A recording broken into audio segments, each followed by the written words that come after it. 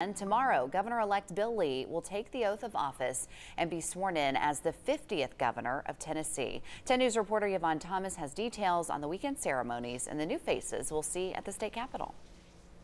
Good afternoon. Governor-elect Lee is not the only new face we'll see at the state capitol. Ahead of his inauguration, Lee now announced a full cabinet, and that includes 17 new faces taking positions in the Department of Health, Environment and Conservation, and Education, just to name a few. Lee's inauguration ceremony will be held at Nashville's Legislative Plaza at 11 a.m., but his inaugural worship service is moving locations to meet increased demand. It will now be held at the Grand Ole Opry in Nashville this Saturday at 8:30 a.m. And right now, Lee says he and his staff are preparing for their first official day in office, and they're ready to tackle his campaign promises that focus on health care, jobs, and education.